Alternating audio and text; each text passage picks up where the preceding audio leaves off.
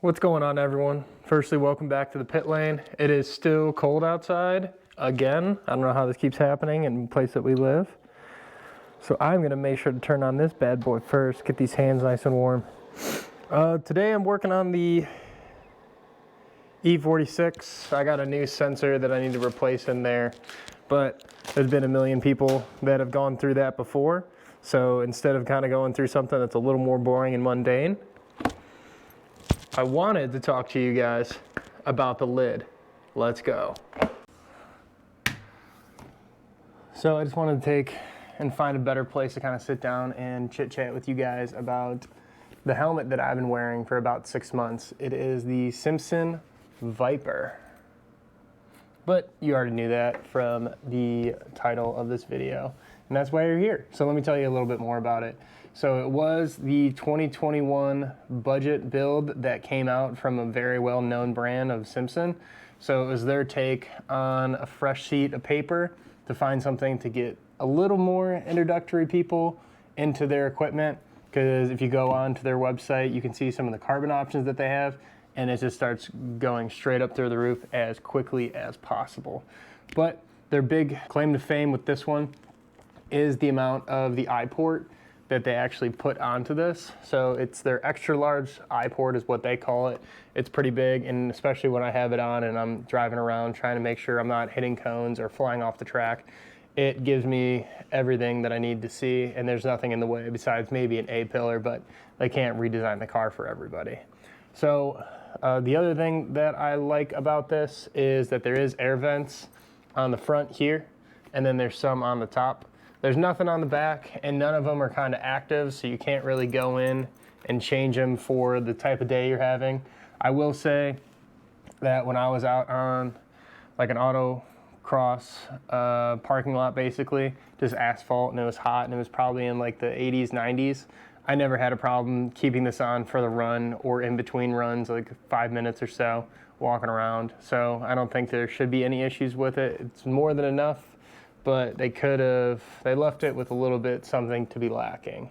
The other thing that's really nice with this, and I think it kind of leans into the budget build a little bit more, is they made sure that the cheek pads, I'm not going to pull them out because it's kind of a process, are removable. So if you go through and you have 2 or 3 seasons with this, and the cheek pads aren't pushing your face up like this, like it's supposed to, and hugging your face as much as possible, you can go in and replace those at any time you see fit. Because the other thing that comes with this is a Snell SA 2020 rating, which is just right on the back there. So this will make sure that any course or any track, any of autocross event that calls for a Snell rating, this one will be fine. And for the price that you're getting this rating at, this is absolutely a steal. So the other thing that's removable inside here are the little ear pads that you can take out. And it's so you have the ability that if you wanted to, or if you had a pit crew or something like that, you can put a radio device in there to be able to contact them as you need fit.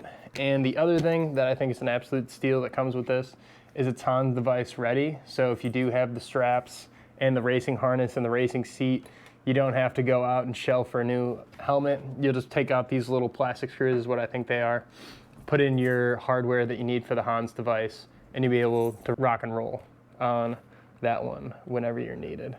So the only other thing that I am thinking about changing, but I haven't done it yet, is the shield itself. I still just have the original clear one that's on here.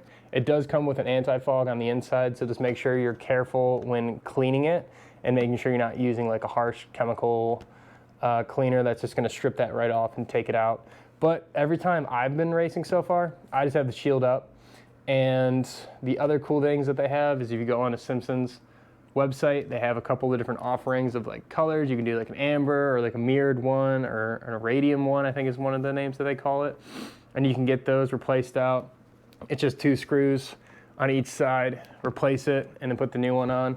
Also, it has an adjustable. I have it all the way to the highest setting because, like I said, I just put mine all the way up and make sure it's good to go. The only thing that's really stopping me from getting a new one is, first off, I keep it up. Secondly, the eye port's more than big enough that I can just slap on sunglasses on underneath after I have the helmet on, and that takes care of any of the glare, plus you can get cheaper sunglasses than some of the shields you have, and you can use those for other things too. So yeah, it's a good helmet. I did slap on this GoPro mount that you see right here. It fits pretty well. It's pretty snug on there. It's never had an issue before. And that's how you've seen a couple of the other videos that I have on my channel, is I just have a clip that I put the GoPro on right here, and then I have a nice view looking at everything that I'm looking at, all my gauges, being able to see the whole entire windshield. So overall, if you're thinking about getting into an autocross or any motor event, I would say this one is a great introductory one. It's been great for me. It's been with me for the 6 months that I've been doing it, and I've had no issues so far. The other quick things that I did miss is there is a D-ring on the bottom here, pretty traditional, and then it also does have a clasp on the shield. So if you are running something with a no windshield, you don't have to worry about it. This is going to keep it tight, and I think that really helped me out when I was doing a go-karting event with this too. So like I said, for the budget build, I don't think you can go wrong with getting one of these, and for the price, it's a really nice brand, and they really know what they've been doing for a long time, and everybody speaks highly of all the Simpson products. So I'd say go out and get one for yourself if you're just getting started. Let's go see what it looks like when I get into the car. So let's get ourselves in. I got my seat to my normal seated position. Also, you can see all the beautiful salt that is on this bad boy, because we are not afraid to drive it in the winter. But I'll climb in. You guys can see me looking back at it. Back at ya. So the only thing that I've had so far with it is there's zero headspace. So when I am running this, I do have to put the seat a little bit forward and a little bit more down so I can actually move my head properly, because it is such a nice cushion and there's so many layers, which is nice because it's actually protecting my head at the end of the day.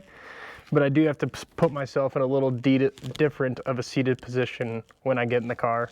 But that's just because this is a low car to begin with, and there's not a lot of headroom when I'm just sitting in here. Like, I can take this off, and I'll switch it back to my normal seated position.